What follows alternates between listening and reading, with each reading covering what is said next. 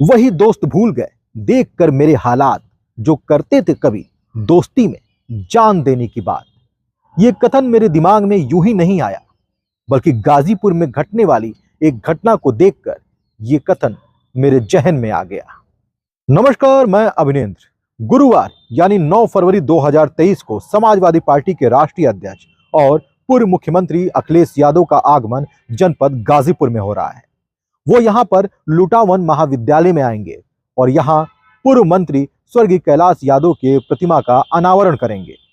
लेकिन यहीं पर एक बात याद आती है, लोगों में चर्चाएं होती हैं कि कभी समाजवादी पार्टी के संस्थापक सदस्य रहे रामनाथ यादव की याद अखिलेश यादव को क्यों नहीं आती। जी हां, वही रामनाथ यादव जो जहुराबाद के थे, जो कभी मंत्री तो ना बन सके, विधानसभा तो ना पहुंच सके, लेकिन समाजवादी पार्टी के संस्थापक सदस्य थे। जहुराबाद में उनकी एक प्रतिमा बनाई गई। इस प्रतिमा का निर्माण राज्यसभा सांसद नीरज शेखर ने करवाया था। लोगों को उम्मीद थी कि सरकार बनने के बाद अखिलेश यादव कम से कम इस प्रतिमा का अनावरण तो जरूर करेंगे, लेकिन आज भी ये प्रतिमा धूल फाक रही है और अब तो समाजवादी पार्टी की सरकार भी नहीं है।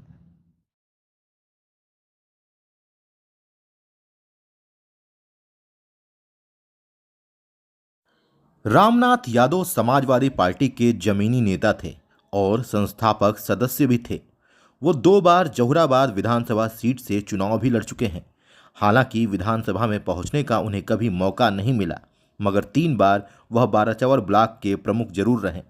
वह उच्च शिक्षित थे।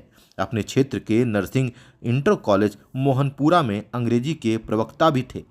नरसिंह इंटर कॉलेज मोहनपुरा के प्रबंधक भाजपा के वरिष्ठ नेता रहे और जम्मू कश्मीर के मौजूदा एलजी मनोज सिन्हा हैं। बावजूद रामनाथ यादव ताजीवन बेहिचक समाजवाद का परचम फहराते रहे, बल्कि सूबे में मुलायम सिंह यादव की सरकार बनी तो जहुराबाद के समाजवादियों को उम्मीद थी कि रामनाथ यादव को मंत्री परिषद में जगह जरूर मिलेगी। खेमेबाजी के चलते रामनाथ यादव तो कभी मंत्री नहीं बन पाए और आज उनकी प्रतिमा धूल फाक रही है। खैर, बताया ये भी जाता है कि अखिलेश यादव अपनी सरकार में मंत्री रहे। कैलाश यादव की प्रतिमा के लोकार्पण की चर्चा करते हुए रामनाथ यादव की पार्टी के प्रति समर्पण को याद कर उनकी प्रतिमा के लोकार्पण की भी हामी भर रहे थे।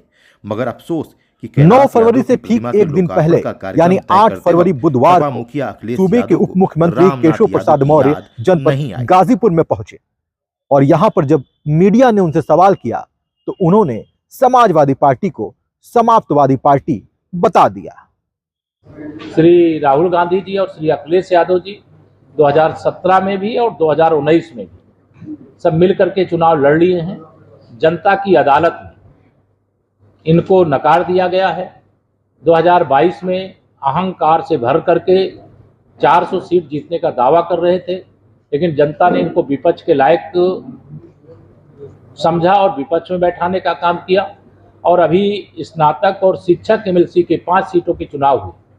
5 सीटों में से 4 भारतीय जनता पार्टी जीती और 1 निर्दलीय जीते।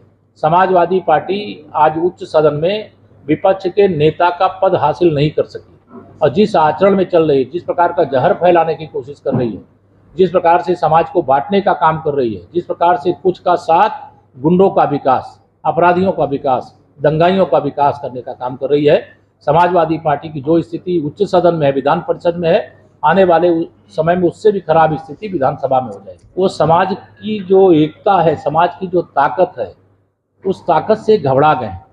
ये लोग नहीं चाहते हैं कि गरीब को पक्का घर मिले, गरीब के घर में भी शौचालय हो, गरीब के घर में भी पीने का शुद्ध पानी मिल जाए, गरीब बीमार हो तो उसको दवा मिल जाए, अगर भूखा है तो उसको प्रधानमंत्री गरीब कल्याण अन्न योजना से राशन मिल जाए। उसको भी इनके शासन में 3 घंटे बिजली में आप लोग भी जीते थे, लेकिन आज आपको 18 घंटे, 16 घंटे, 24 घंटे बिजली का जो अवसर प्राप्त करने का अवसर मिल रहा है, ये सुशासन का ही परिणाम है। अन्यथा भ्रष्टाचार की भेंट में सब कुछ चढ़ जाता था, कागज में सारा काम हो जाता था, जमीन पर कुछ नहीं होता था। समाजवादी पार्टी की सरकार का मतलब है डीएम और कप्तान हो, चाहे एसडीएम और सीओ हो, चाहे थानेदार और वीडियो हो, सबको इनके गुंडे निर्देशित करते थे। आज गुंडे भागे भागे फिर रहे हैं। ये हमारी सरकार की उपलब्धि। समाजवादी पार्टी की सरकार के समय का डेटा मैं किसी दिन दे दूंगा, किसी दिन सदन में भेंट होगी। जब उनकी सरकार थी तो एक विशेष जाति, एक विशेष वर्ग और कुछ विशेष जिले के लोग होते थे। आज उनको पिछड़ों की याद क्यों आ रही है? आज केशव प्रसाद मौर्य ही उनके निशाने पर क्यों रहता है? क्योंकि उनको लगता है कि उनको जब पिछड़ों को धोखा दे करके वोट लेते थे, गरीबों को धोखा दे करके वोट लेते थे, अब वह युग चला गया है। लोग जाग गए हैं। लोग प्रधानमंत्री नरेंद्र मोदी जी के नेतृत्व में जो देश का विकास हुआ है, देश में भारतीय जनता पार्टी का जो विस्तार हुआ है, उससे समाजवादी पार्टी समाप्तवादी पार्टी बनने जा रही है। और साजिशवादी पार्टी बन करके उसने जो आचरण किया है इस बीच में, यह साजिशवादी पार्टी बन करके आचरण करने का यही हश्र होगा कि समाजवादी पार्टी इतिहास के पन्ने में। एबीटी न्यूज ने भी केशव मौर्य से बात करने की कोशिश की तो उन्होंने कहा कि अब समाजवादी पार्टी के ऊपर क्या ही बोलना, वो तो समाप्तवादी पार्टी है।